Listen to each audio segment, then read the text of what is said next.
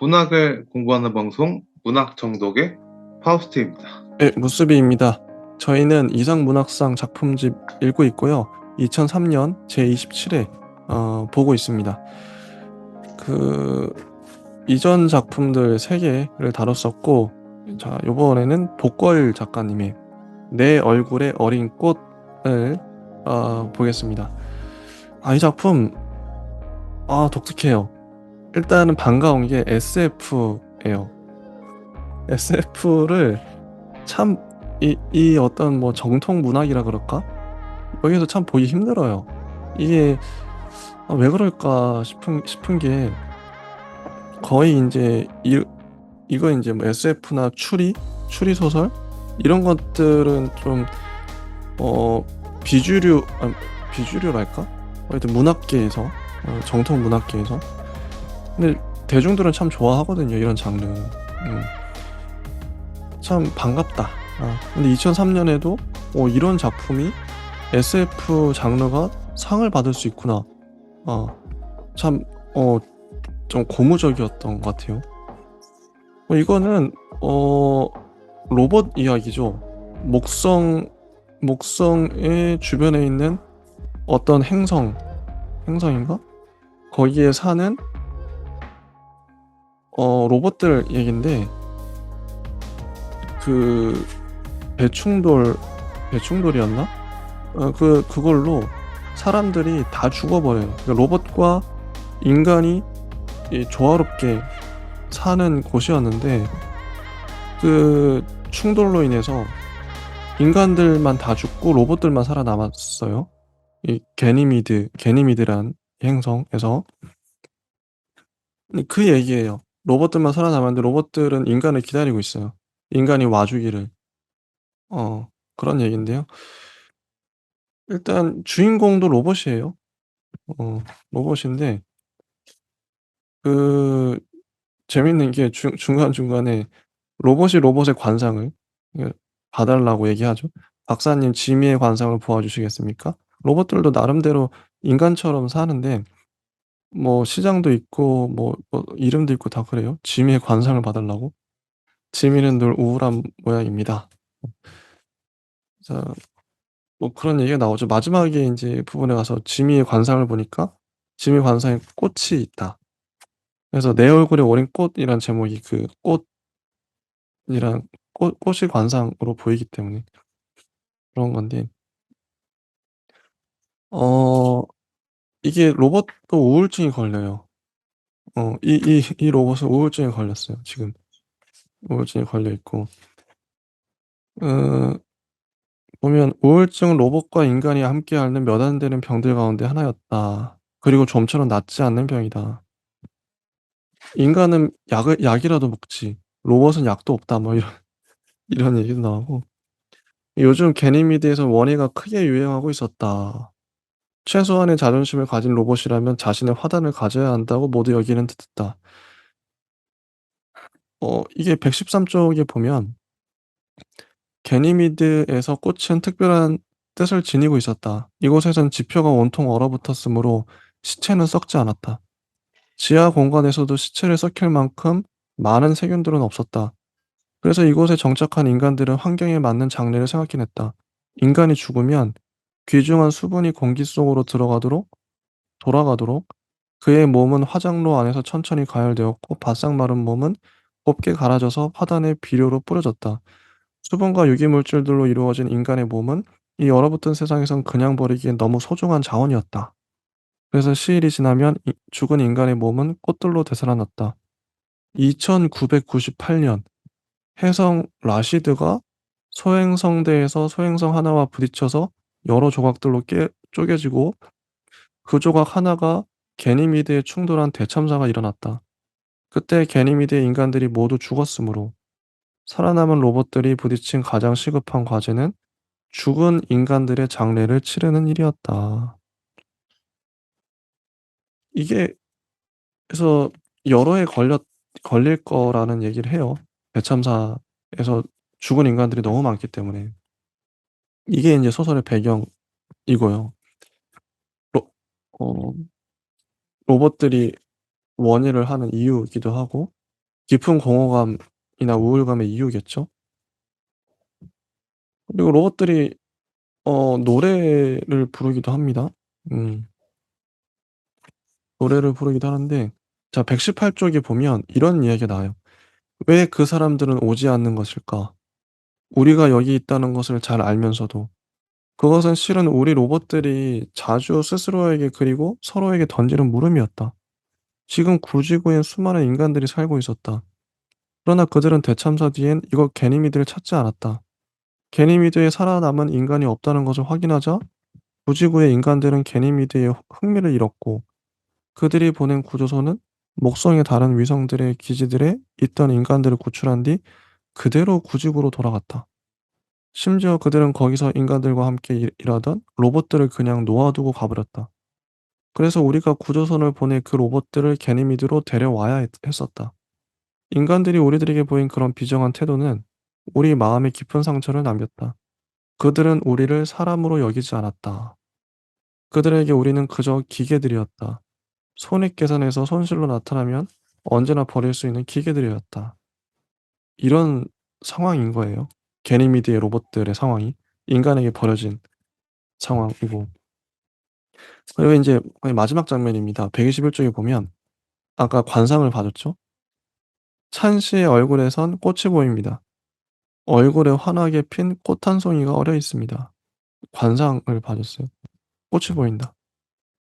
꽃은 생명을 뜻하죠. 꽃이 없으면 우리도 없겠지요? 음. 그리고 노래 가사가 나와요. 이론고스 광장 뒤쪽 좁은 골목에서 채송화 핀 화단에 물을 주던 소녀가 나를 올려다보니 물었네. "어디서 오셨어요?" "햇살이 오는 곳에서 왔어요." "우리는 모두 거기서 왔죠." 이런 노래예요, 가사. 이거는 유일한 로봇 시인이 만든 노래라고 합니다. "거기도 꽃이 있나요? 사람이 가는 곳엔 늘 꽃이 피죠. 우리는 가슴에 꽃씨를 품고 다니죠." 마지막 문단을 보면 "우리는 구성지기에 불렀다. 이곳에 살았다가 죽은 인간들에 대한 간절한 그리움을 가슴에 품고서. 몇은 이제 꽃으로 부활했지만 아직은 시체로 기다리는 이들이 훨씬 더 많은 그 사람들에 대한 시리도록 그리운 마음을 목청에 담아서 모두 불렀다. 그래서 우리가 여기서 기다리고 있다는 것을 구지구에 사는 인간들에게 알리려는 것처럼 목청을 한껏 높여 불렀다." 이렇게 소설이 끝납니다. 음.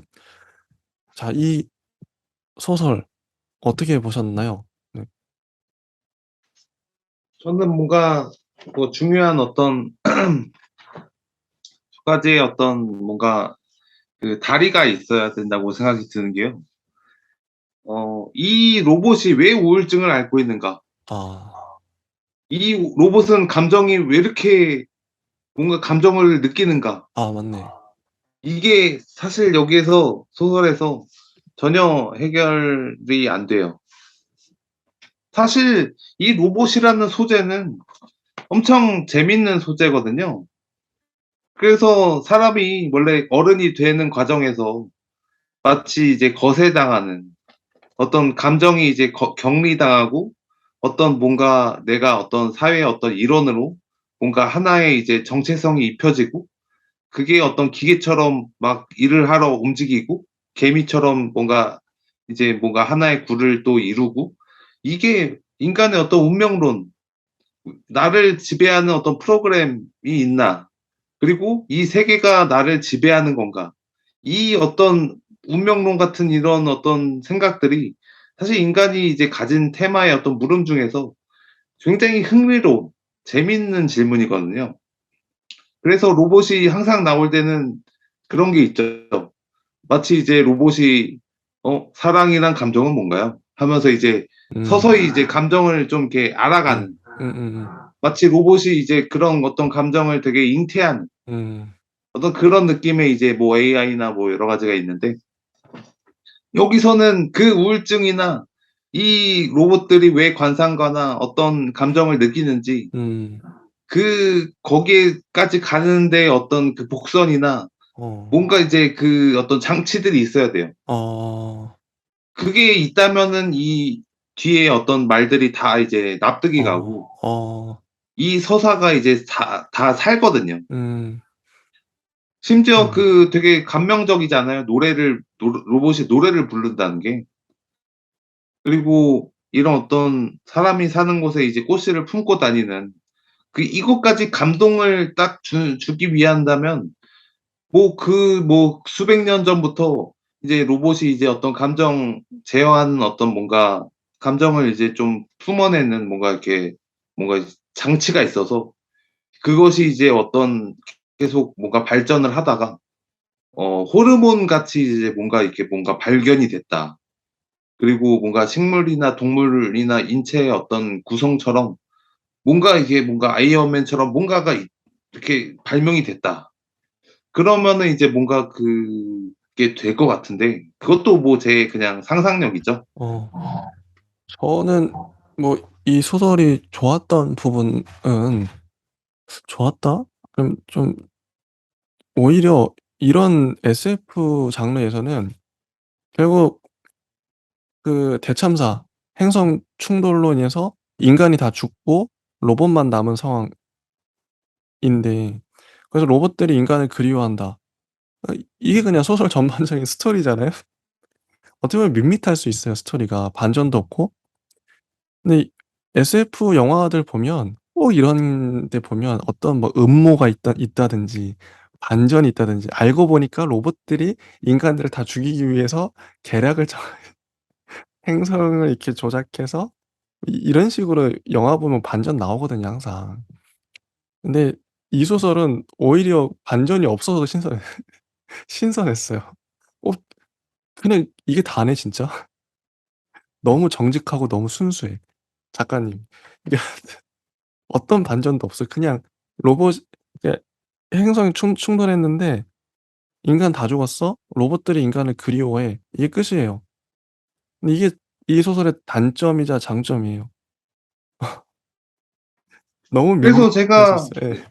재밌게 막 SF 본 것 중에 가장 이제 좀 요즘에도 기억이 남고 요즘에도 극장판에 본 게 사이코패스라는 애니메이션이거든요. 아. 그게 뭐냐면 예. 미래에 어떤 뇌의 어떤 살인 충동이나 어떤 이렇게 뭔가 위험한 어떤 생각을 이렇게 하면은 이게 AI가 이게 딱 이렇게 딱 위험 감지를 해서 걔를 체포를 해요. 아, 미리. 아. 예. 얘가 뭔가 살인을 저지를 것 같다. 아. 뭔가 이렇게 충동이 있다. 아. 그리고 좀 감정 제어를 못한다. 아, 그럴 수 있지. 이러면은 AI가 그 사람을 경찰로 딱 잡아요. 아.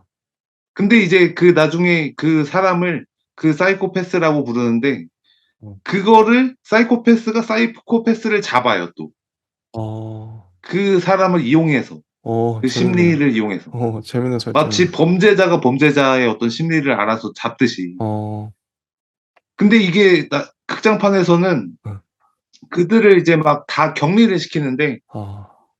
잘못 격리된 어떤 사람도 있었고 음. 혹은 어떤 AI 인체의 어떤 그 기계에 자신의 인격을 계속 주입을 시키다 보니까 아.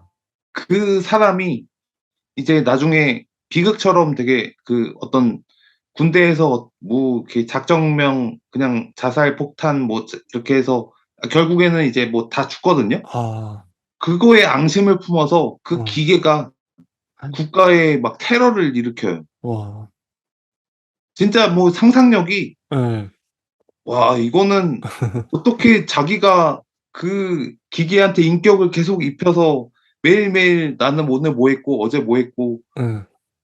그 기계가 앙심을 품어서 와 너네가 나를 희생시켜서 전쟁의 어떤 그걸로 했지 음. 희생물로 했지 음. 해서 테러를 일으킨 음. 야 이거 완전 상상력이 맞아. 예. 좋네요. 어. 야, 그래서 어쨌든 이 소설 요 정도 하고요. 자, 다음 소설을 보겠습니다. 김경욱 작가님의 고양이의 사생활이라는 소설인데요. 여기 인제 아내가 모든 걸 다 갖고 있어요. 애완견도 기르고 있고. 근데 이 남편은 되게 무능력하죠. 가진 것도 없고 가진 건 랩탑뿐이에요. 그래서 "당신도 뭔가를 길러봐. 그러면 마음이 한결 너그러워질 테니." 아내가 이런 말 하죠, 핀잔하듯이.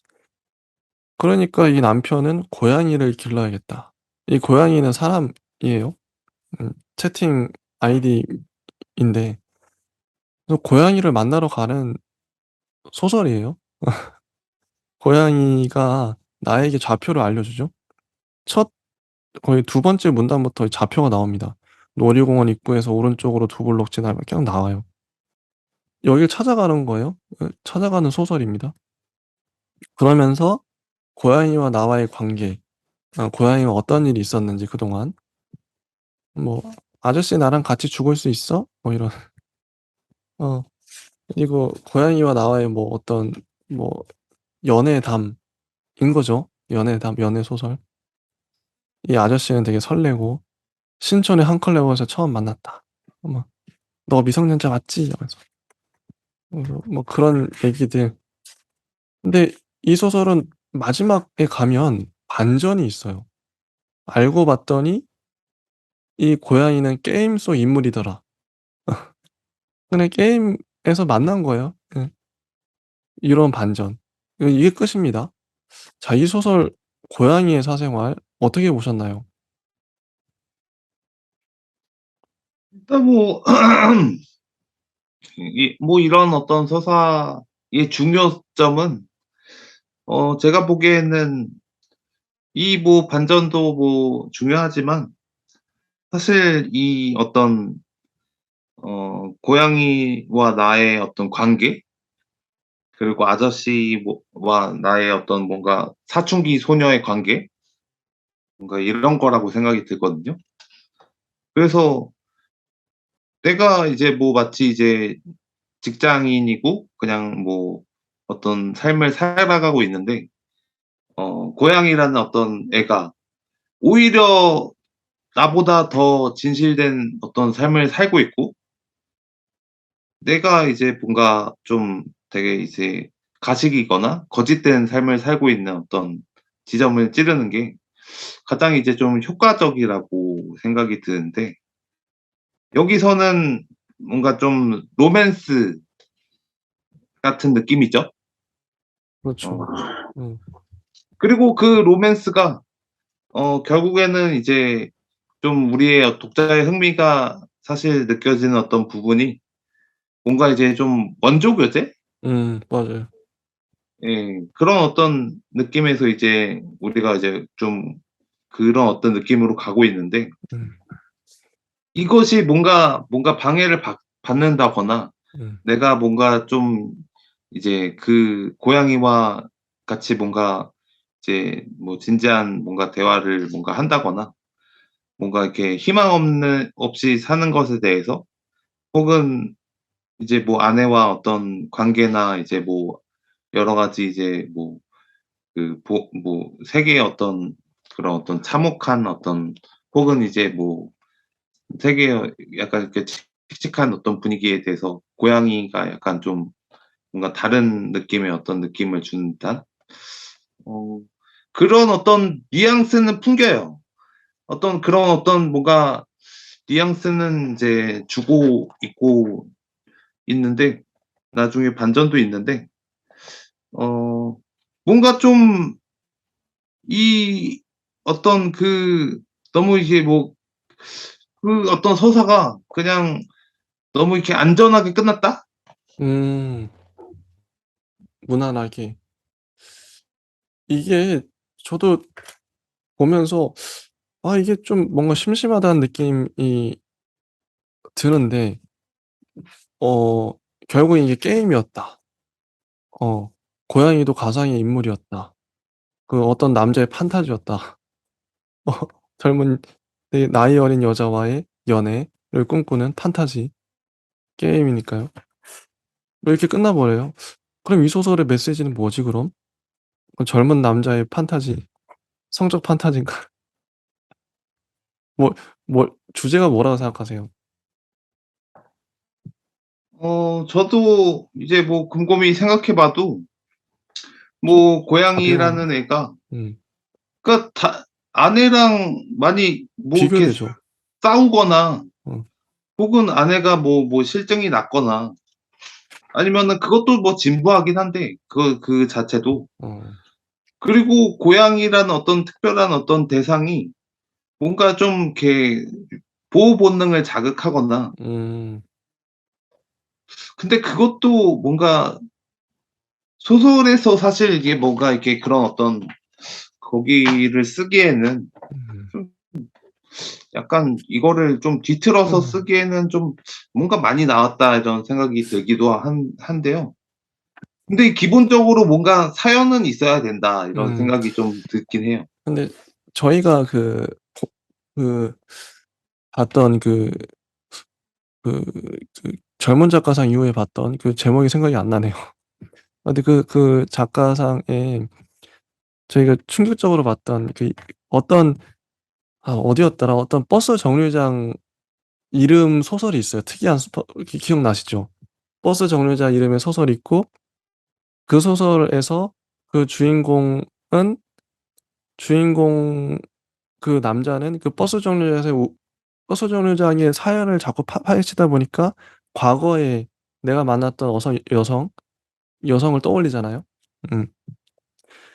근데 그 소설이 저희가 인제 충격적이었던 게 평론가님께서 마지막에 "야 이 소설 이렇게 써 버리면 결국 남성의 판타지 아니냐. 그렇게 해석될 우려가 있다." 그 기억나시죠? 남성의 판타지. "이거에 대해서 작가는 답을 해야 될 것이다." 하면서 평론가님이 도전장을 이렇게 질문을 딱 되게 과연 '아 이거다. 이게 평론이다.' 이거 본 작가님은 뜨끔했겠다 막 생각이 들더라고요. 전 딱 그 느낌이에요. 지금 보면 지금 고양이의 사생활뿐만 아니라 뭐 여러 작품에서 그런 좀 조짐이 보이는데 조짐이죠, 조짐. 잘못하면 조지는 이게 그러니까 뭐냐면 이게 성적인 부분 특히나 여성을 대상화하는 연애 대상일 수 있는데 지금 고양이의 사생활도 간단히 말하면 어 결국 고양이는 게임이었다. 그러면 결국 이게 내용 자체가 주제 자체가 젊은 작가의 그러니까 젊은 남성의 그 나이 어린 여성에 대한 판타지네. 이렇게 해석할 수 있어요 분명히. 게임이라며.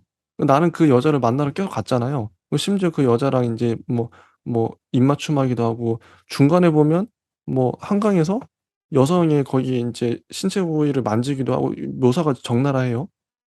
실제 그런 좀 '이거 판타지네. 여성에 대한 성적 판타지네.' 그렇게밖에 해석이 안 돼요. 뭐야 근데 그럼. 아예 뭐 음. 그렇게 갈 거면은 아예 이 아이를 뭐 어차피 뭐 그냥 뭐 정말 이제 뭐 그렇게 갈 거라면 뭐 바에도 데려가고 뭐 거창한 호텔도 데려가고 뭐 어디 뭐 비행기 타고 뭐 어디도 갔다 왔다가 어디 그러면 이제 뭐 무슨 그 엄청 아름다운 카페도 갔다가 그건 너무 극단적으로 밀어붙이는 건데. 그렇게 정말 무슨 성냥팔이 소녀 뭐 판타지 이루듯이 어. 그렇게 뭐 이렇게 판타지로 이제 가도 아. 이게 뭔가 좀 그런 뭔가 이렇게 대리만족이 있을 텐데 음. 여기에서는 사실 가장 이게 이 주제를 이제 뭐 핵심적으로 파고들 수 있는 어떤 주제는 그 어른들의 체면 가식, 음. 그 상징계 질서, 음. 그리고 그렇게 굉장히 좀 이렇게 딱딱하고 뭔가 어투도 막 되게 그냥 사회적이고 음. 속마음을 이제 내비치지 않는 마치 어린 왕자처럼 음. 그런 어떤 그 고양이가 그런 어떤 어른들의 폐부를 찌르는 음. 그게 아니면은 사실 이 소설이 살아날 어떤 방법이 사실 별로 없다고 생각이 음. 들긴 해요. 저는 아무래도 제가 생각엔 김경호 작가님의 의도 중에 하나가 지금 고양이를 찾으러 가는데 고양이를 끝내 못 찾아요. 길을 자꾸 헤매고 있어요. 그러니까 이걸 보여줘 그냥 이 자체를. 길을 자꾸 길을 헤매요. '아 야 도시 어딘가에 있을 텐데 걔가 알려준 게 왜 안 보이냐.' 이 찾고 있는 과정 자체를 보여주고 싶었던 것 같아요. 음. 이런 소설 많죠. 길을 계속 찾는데 길을 헤매고 결국엔 못 갔더라. 이거 신경수 작가님의 부석사도 부석사에 결국 못 가잖아요. 결국 못 가요, 주인공들이. 그래야 되니까 소설이. 어때요? 삶의 은유로서 비유로서. 그래도 결국 고양이 못 찾아요. 계속 혼자 헤매다가 여기저기 막 기웃거리다가. 그거 그건 알 것 같아요. 아 그 의도. 그럴 수 있다. 근데 그것도 있지만 제가 인제 좀 결정적으로 좀 비판하고 싶은 부분은 방금 말씀드렸던 '야 이건 판타지 아니냐.' 성적 판타지. 아무튼 그렇습니다. 요 정도 하고 다음 소설 넘어갈게요. 김현수 작가님의 노랑연등 드높이 내걸고. 저는 김현수 작가님이 작년에도, 그러니까 2002 년작에도 상을 받으셨거든요. 그때도 깜짝 놀랐어요. 이분이 그 첫사랑 기억나시죠? 첫사랑 소설. 정말 그 나비에 대한 디테일한 묘사. 애가 그걸 때려잡는. 야 첫사랑에 대해서 야 첫사랑이 뭔지 알고 싶냐? 그럼 이 소설을 봐라. 이게 딱 이게 첫사랑이다. 첫사랑이 이런 거야. 되게 서툴고 우리가 생각할 수 있는 모든 은유들이 그 소설에 녹아 있잖아요, 첫사랑에 대한. 탁월했거든요. 이 노란 연등 드높이 내려고는 두 명 두 명의 인물이 나옵니다. 근데 한 그러니까 한 여자와 한 남자가 나오죠. 두 사람은 어 부부라고 하긴 애매하고 연인? 근데 임신을 했다가 애가 죽은 것 같아요. 그래서 이 여자는 예정이라는 예정이라는 여자는 절에 들어가요. 절에 그 절 얘기가 계속 나오고 이게 교차하죠, 교차. 예정 얘기가 나오다가 또 이 남자는 어 지금 군대에 복무하고 있는데 봉우예요, 봉우. 봉우는 복무하고 있는데 밤에 한밤중에 야밤에 산길을 걸어요. 아마 예정을 찾아가는 것 같아요. 어 아마 이 공익근무 요원이라서 밤에는 뭐 자유롭게 돌아다닐 수 있나 봐요. 그런 설정. 근데 이게 상징적으로도 그렇고 이게 서술도 이 문단이 엄청 길어요. 이건 진짜 저는 이렇게 쓰는 분들 가끔 있죠. 한 문단을 내리 써 버린, 이건 전 자신감이라고 생각하거든요. 그러니까 이야기의 몰입도를 높이는 거기도 하고 예정 이야기 한 문단, 그다음에 봉호 이야기 한 문단, 문단을 띄어쓰기를 안 해요. 이거 어떻게 이렇게 쓰지? 근데 전혀 문장이 뭐 헷갈리거나 그러지 않고 술술 너무 잘 읽히고 묘사 너무 탁월하고, 여기 이미지 인제 여기도 묘사가 압권이에요.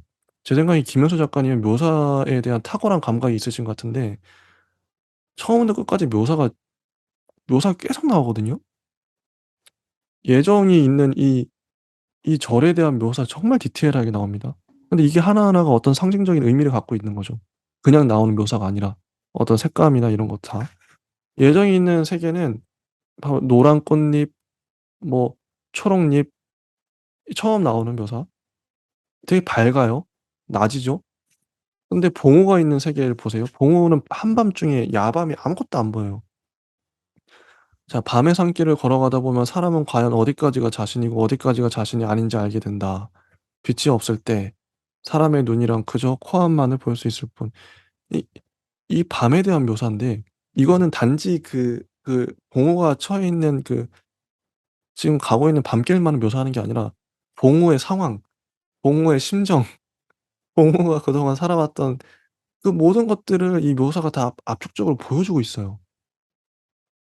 정말 이 분석할수록 탁월한 지점이죠. 예정은 아이의 수의를 만들기 위해서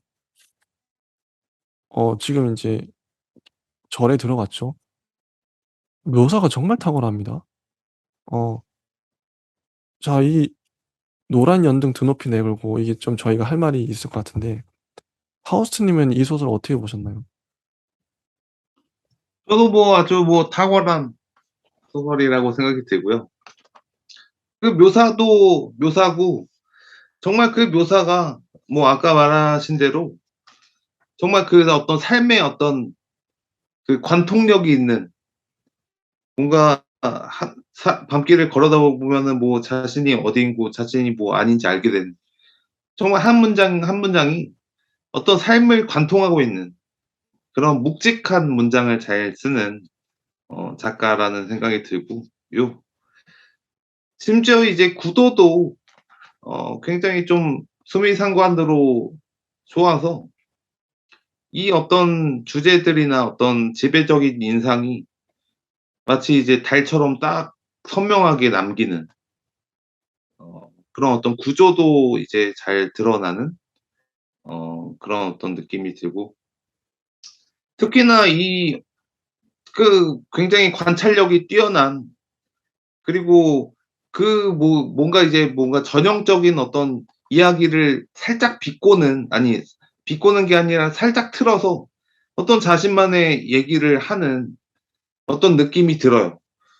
왜냐하면 우리가 절이나 어떤 뭐 스님 하면은 보통 그냥 금욕주의, 뭐 음. 보통은 뭐 예, 맞아요, 맞아요. 어떤 뭔가 사연이 있어서 절로 들어가거나, 혹은 뭐 뭔가 이게 뭐 그런 어떤 인생의 어떤 고뇌를 이제 어떤 뭐 찾아서 이제 들어가는 느낌이라면, 음.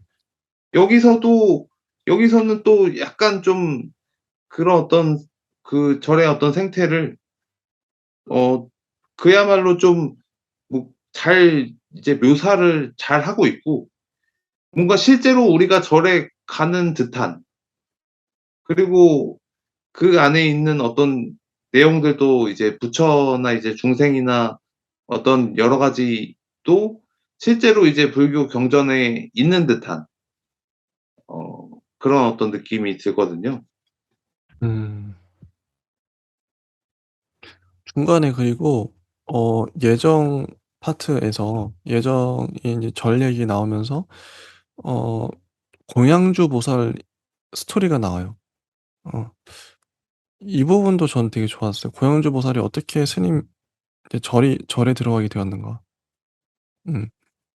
보면 어 억렵결에 남편의 가게를 맡은 거죠. 어물전인데 세상에서 가장 하고 싶지 않은 일이었대요. 근데 154쪽 맨 아래쪽부터 보면 개중에는 건드릴 때마다 푸드덕거렸던 몸으로 들어왔다가 냄새만 잔뜩 풍기고 썩어버린 전복이 있었는가 하면 냉동하지 않아 흐물흐물 몸이 해체되던 옥돔도 있었고 눈부신 바닷속 그 푸른 은빛빈을 그대로 팔려나간 갈치도 있었다. 오전 6시 문을 열 때면 공양주 보살의 생선 가게는 싱싱한 비린내로 가득했고 저녁 8시 문을 닫을 무렵이면 죽어간 생선들의 썩은 내가 진동했다. 밤이면 공양주 보살은 자신이 이미 한 번 죽은 생선들을 또 죽이는 무간지옥의 야차와 같은 꼴이라는 생각 때문에 괴롭기만 했지만 전생에 무슨 업을 지었던 것인지 자고 일어나면 다시 생선의 배를 가르고 토막을 내야만 했다. 그러는 사이 싱싱했던 공양주 보살의 육신에서도 점점 생선 썩은 내가 풍겨나기 시작했다. 공양주 보살이 일하면서도 늘 지장경을 잃는 일을 멈추지 않은 까닭은 그 냄새 때문이었다. 너의 어머니가 세상에 있을 때 어떤 죄업을 지었는가? 지금 지옥에 떨어져서 큰 고통을 겪고 있다. 광목은 말했다.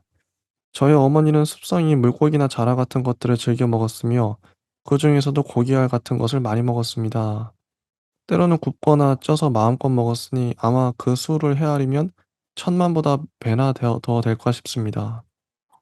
끝내 자신에게서 풍기는 썩은 내를 견딜 수 없게 된 공양주 보살은 어느 날부터 고기를 입에 대지 않았다. 그리고 자기도 서원을 하나 세웠는데 그 덕택에 지금은 절에서 고양주 보살로 머물고 있는 것이다. 뭐 이런 스토리도 참 흥미진진했고 어 그 그리고 전 또 재밌는 게 이 남자친구 봉우의 특징 중에 하나가 좀 뭐 개그랄까 이 말장난을 해요. 뜬금없이. 뭐 예수와 부처의 차이는 헤어스타일. 쥐도 새로 모르게 사람을 죽이는 방법은 쥐와 새의 눈을 가린다. 이건 참 힘든 이 뭐 개그인지 어떤 건지 뭐 말장난을 하는데 뒤에도 종종 나오죠. 이 말장난하는 그 파트가. 뭐 162 쪽에도 보면 뭐 163쪽 구름 속에 숨어 있는 비. 이 ABCD 알파벳이요. 5월 5 일을 좋아하는 아이.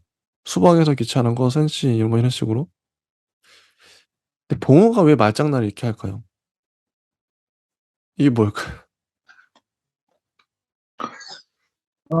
이거는 어떻게 약간 해석하세요? 뭔가 음.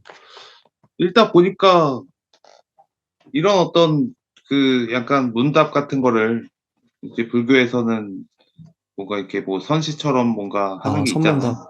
예. 네. 선문답처럼 이제 하는데 그거와는 또 다르게 아. 약간 유치한 그냥 약간 뭔가 느낌이 들어요.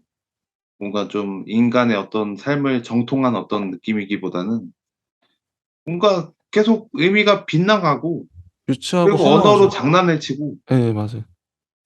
그리고 전혀 앞에 의미랑 뒤에 의미랑 맞지 않아요.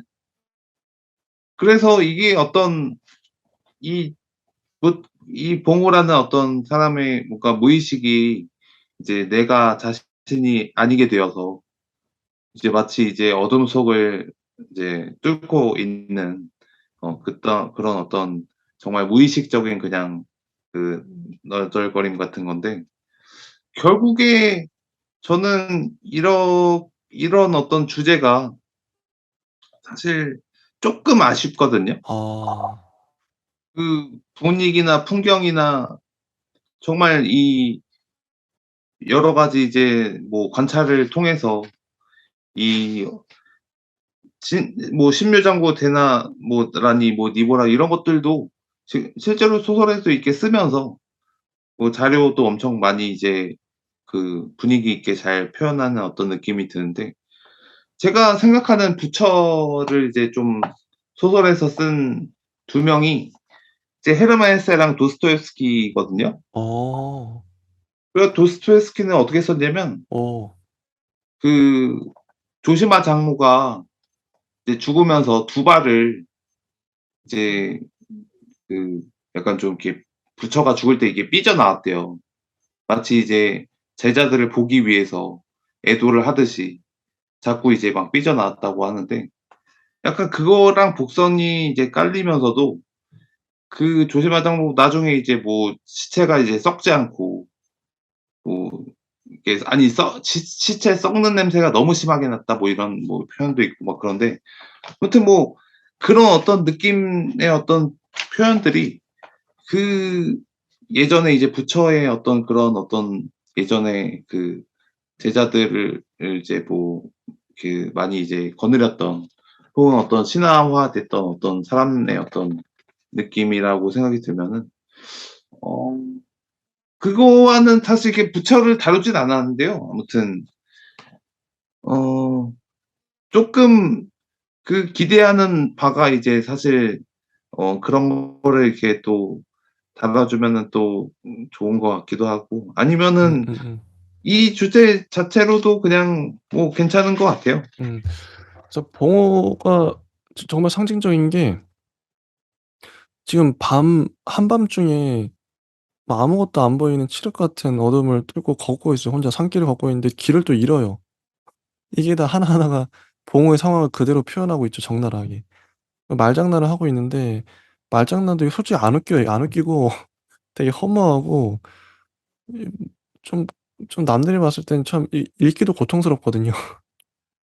163 쪽에 보면 거의 인제 아래쪽에 이런 말이 나와요. "비로소 봉호는 눈으로 바라볼 수 있고 손으로 만져볼 수 있는 몸뚱어리까지만을 자신으로 불러서는 안 된다는 사실을 깨달았다. 밤의 산길에서 봉호는 매화나무이기도 했고 백송가지이기도 했고 달의 열매이기도 했다.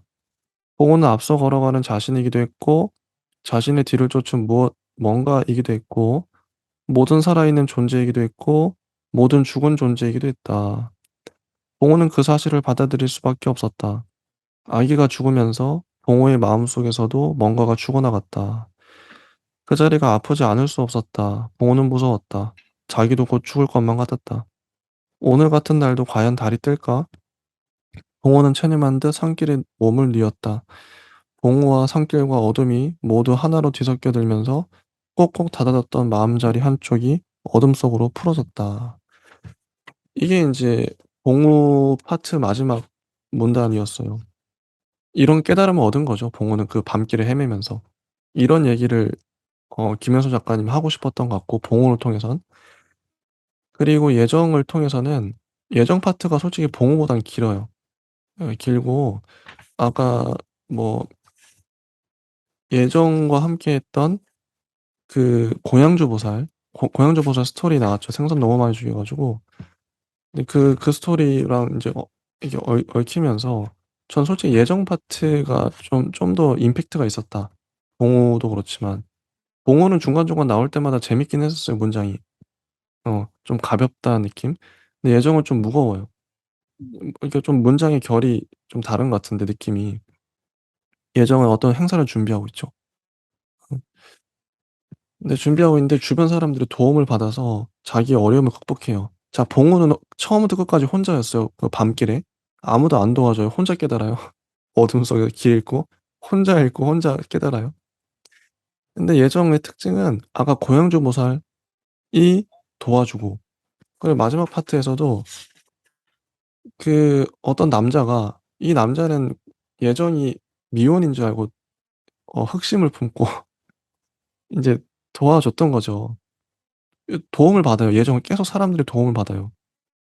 그러면서 어떤 마음의 따뜻함을 얻고 힘을 얻고 그래요 예정은. 요런 차이가 있어요. 봉우와 예정. 어 이것도 일부러 김현수 작가님이 다 계산해서 이렇게 쓰신 것 같아요, 이런 해석마저도. 자 파우스트 님은 이 소설 좀 전반적으로 어떠셨는지 예 얘기를 해 주시죠. 그래서 뭐 또 이렇게 읽다 보니까 뭐 그런 어떤 얘기들의 어떤 뭐 향연을 음. 이야기를 되게 뭐 불교스럽게 음. 잘 녹여들어서 맞아. 불교적 메시지. 음 네 잘 썼다는 생각이 드는데요. 뭔가 또 막상 또 이제 두 번 딱 읽다 보니까 뭔가 이 어떤 인생이 픽션이 불가하다는 거 그리고 내가 뭐 내 존재를 잊고 어떤 앵두나무로 이제 화한다는 거. 어 그 뭐 불교에서도 뭐 그런 것들이 뭔가 마치 선시처럼 굉장히 많은 것으로 알고 있는데요. 음. 어 그런 어떤 뭔가 깨달음이나 이제 그런 것들이 음 뭔가 좀 약간 좀 이렇게 딱 띵하게 약간 좀 들어갔으면 좋았다는 음. 생각도 들고 음. 사실 그 음. 어둠 속을 걸으면서 내가 누구인지 생각하는 게 나의 어떤 존재가 무엇이고 내가 어떻게 태어나고 내가 사실은 뭐 이런 어떤 가정이나 어떤 환경이 아니었으면 내가 선택하는 의지가 과연 내 의지인가 뭐 이런 것들은 인간이 할 수 있는 가장 뭔가 뭐 명석한 어떤 현명한 질문들일 수도 있다는 생각이 드는데요. 여기서 이제 그 질문들을 가지고 어둠 속을 걸으면서 그 내 존재에 대한 어떤 고민과 성찰을 통해서 어 나중에 어떻게 되었는지까지 그리고 이 사람들이 뭐 서사가 이제 향하는 어떤 중간이나 끝이 어떤 지점으로 향하는지 그런 것들을 더 보여주면 좋겠다는 생각이 듭니다. 좋습니다. 일단 여기까지 하고 그다음에 정경린 작가님의 부인 내실의 철학. 제목이 독특하죠. 부인 내실의 철학인데 이 소설은 음 이 소설은 이 매맞는 아내가 나와요. 남편한테 폭력을 당하고 폭행을 당하고 그 이 아내가 바람을 피죠, 기훈이라는 사람과. 그런 내용입니다. 어 근데 너무 적나라해요. 매 맞는 아내 이거는 인제 2000 년대 초반에 나올 법한 소설인 것 같아요. 당시에도 이슈가 됐을 것 같고 그런 게 정말 묘사가 잘 돼 있어요, 디테일하게. 남편이 아내를 때리는 172 쪽에 보면 남편이 느닷없이 주먹을 휘두른 건 추석을 첫 추석을 지내고 돌아온 날 밤이었다. 어 그래서 쭉 아래쪽에 보면 그때 첫 번째 주먹이 날아왔다. 그리고 희우의 몸이 획 둘러 앉혀졌고 눈과 입을 커다랗게 벌린 채 다시 방바닥으로 내동댕이 쳐져 발개지를 말았다. 어 "왜 이러세요? 왜 이러세요?" 라는 말만 떠듬떠듬거렸을 뿐이었다. "왜 이러세요?" 어 "당신은 누구세요? 그리고 나는 누구예요?" 이런 이 읽으면서 정말 마음이 아팠거든요. 음. 아내가 남편한테 "왜 이러세요? 당신은 누구세요? 그리고 나는 누구예요?" 이런 질문하는 근데 이유도 황당해요. 남편이 그 시댁에 음 더 있다 올라오라고 근데 아내가 말을 안 들은 그래서 막 남편이 화가 난 거죠. 그래서 아내는 구타를 당하면서 첼리스트들의 이름을 기억하려고 했죠. 어. 때릴 때 남편은 숨도 쉬지 않는 것 같았다. 이런 어 참 이 가정 폭력에 대한 디테일한 묘사들 이 참 가슴이 아팠고 어 그다음에 이 기훈 내가 만난 이 불륜남 은 기훈은 어 이런 묘사가 나오죠. 177 쪽에 보면 "그는 완강하지만 섬세하고 매우 부드럽다. 그는 말하기를 좋아한다. 말하기를 좋아하는 사람에겐 폭력성이 없다. 말로 설득할 수 있고 방어할 수 있기 때문이다." 그렇다고 합니다. 그래서 기훈과의 스토리가 많이 나와요. 기훈과 나누는 대화들 음 그런 것들이 정말 많이 나와요. 그러면서 인물에 대한 묘사가 들어가는 거죠. 어. 이런 소설인데요. 음 파우스트 님은 이거 어떻게 보셨나요? 일단 뭐 약간 뭐 이렇게 쪼끔 쪼끔 더 뭔가 달달하게 쓴다면 달달한 언어로 쓴다면 그 약간 뭐 상업적인 소설로 성공할 수 있는 느낌의 뭔가 그런 톡톡 튀는 어. 그런 느낌을 가졌는데요. 뭐 읽기도 굉장히 그 어떤 감정선이 이제 뭐 쉽지 쉬어서 뭐 이렇게 딱딱 들어가고 그리고 되게 이제 뭐 사건들이나 이제 뭐 다양한 어떤 이제 우리의 어떤 심리들이 사실 이런 보통의 어떤 심리들이 이럴 거예요. 막 맨날 우울하다거나 맨날 무슨 어디 골방에 음. 들어앉아서 '인간의 존재는 무엇인가? 나는 무엇인가? 나는 왜 어둠 속을 걷고 있는가?' 막 이렇게 생각하는 거는 사실 그렇죠. 뭐 1 년에 어. 몇 번 안 되거든요. '나는 어떻게 살아야 되나?' 뭐 이런 거는 1 년에 몇 번 안 되는데 사실 이렇게 삶의 어떤 문제들이나 어떤 즉흥적인 어떤 뭔가 외향성이나 이제 그런 어떤 부인들의 어떤 대화들은 사실 읽기에는 쪼끔 더 라이트한 편이라 그리고 어떻게 보면은 뭐 그게 또 삶의 어떤 중요한 문제라고 볼 수 있다면 볼 수 있어서 어 사실 이거를 뭔가 좀 그런 어떤 어 영화화나 어떤 드라마화가 뭔가 뭐 되는 어떤 느낌이 있다면 쪼금 이렇게 무거운 어떤 주제를 또 다루기도 하는 어떤 느낌이 있긴 있어요.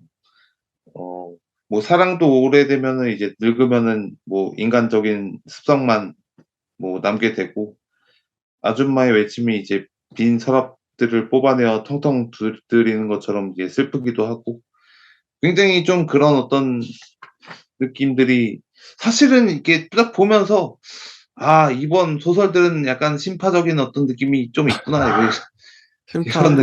느낌으로 가려고 했는데 맞아요. 근데 또 이렇게 뭐 중간에 이제 김현수 작가나 뭐 중간에 이제 뭐 윤성희 작가나 하성만 작가나 김영하 작가가 또 뭐 다른 독특한 매력을 뿜어내고 있어서 아, 뭐 하나로 뭉뚱그리기는 어렵구나 뭐 이렇게 그쵸. 생각했는데요. 맞아요. 저는 그게 신파라는 것도 이게 세대 차이인 것 같기도 해요.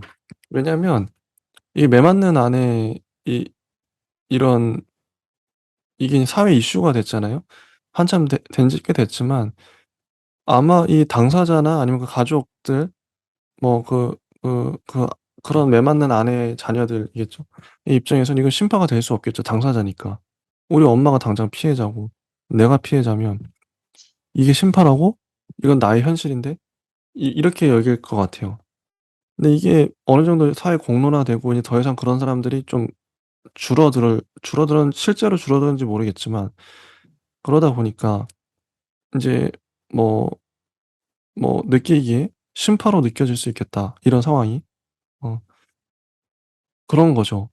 아니 너무 인제 너무 그런 거 아니야? 이게 그런 거죠. 그래서 '아 이게 시대가 많이 변했구나. 어떻게 보면 더 나은 쪽으로 흘러가고 있구나.' 그렇게 볼 수도 있을 것 같아요. 어. 저도 만약에 음. 뭐 이런 어떤 장르적인 뭐 구분적인 거 말고도 우리가 내가 왜 그렇게 생각을 하냐 싶으면은 이렇게 나중에 뭐 이제 뭐 그런 어떤 그 유행처럼 패션처럼 뭐 지금의 어떤 좀 기괴하고 SF적이고 뭔가 엉뚱한 서사, 뭔가 좀 기괴하고 상상력의 서사가 이제 좀 지루하고 오히려 이제 신파적인 게 이제 나중에 오히려 뭐 더욱더 감동을 주는 뭐 그런 어떤 세대가 다시 이제 될 수도 있겠지만 이 어떤 서정적이고 어떤 뭔가 사연이 있고 그리고 그 되게 이제 막 슬프고 어떤 감정을 이제 막 토로하고 이런 느낌의 어떤 소설이 뭐 저희가 이제 어렸을 때부터 이제 소나기부터 이제 뭐 여러 가지로 다 보다 보니까 이제 쪼금 두 번 세 번 보다 맞아. 보면은 이제 이런 그 감정. 감정이 느껴지지 않는 거죠. 예. 너무 과하다는 느낌이 드는 거죠. 이렇게 너무 이렇게 사연 여기도 보면 우리 아까 대상작도 보면 읽으면서 너무 힘든 거예요. 아니 특히나 채연? 어쨌든 채금의 아버지 도대체 어떤 세상을 살았길래 사실 우리 세대는 그 정도까지는 아니거든요. 뭐 각각의 힘듦은 있겠지만 뭐 죽을 만큼 막 뭐 세상 자체가 막 나를 억압하고 막 그 뭐 또 오늘은 오늘의 힘듦이 있겠지만 어쨌든 우리 윗세대는 그렇게 살았을지는 모르겠죠. 근데 우리가 잘 모르니까. 그런 삶을 그리다 보니 우리 어머니 세대 진짜 실제로는 우리보다 더 육체적으로 아까도 인제 보면 고부 갈등 나오잖아요. 고부 갈등 그것도 우리는 아직 안 뭐 우리 세대는 잘 모르죠. 안 겪어 보기도 하고 앞으로도 겪을 일이 없을 것 같은데. 근데 그게 좀 괴리가 있다. 그런 것 같아요. 그래서 소설도 어쩔 수 없 근데 소설은 그래서 시대를 증언하는 매체인 것 같아요. 당대에 그런 경험을 한 사람이 너무 많으면 그 얘기를 소설가는 할 수밖에 없고 그냥 감수성을 대변하니까. 지금의 감수성은 그래서 이미 인제 좀 그런 얘기들은 예전에는 이미 많이 공론화됐고 이런 소설들은. 그래서 좀 올드하게 느껴지는. 그쵸. 예. 저도 그래요. 이런 소설은. 그렇습니다. 어 혹시 뭐 그럼에도 예. 예. 예. 말씀하세요.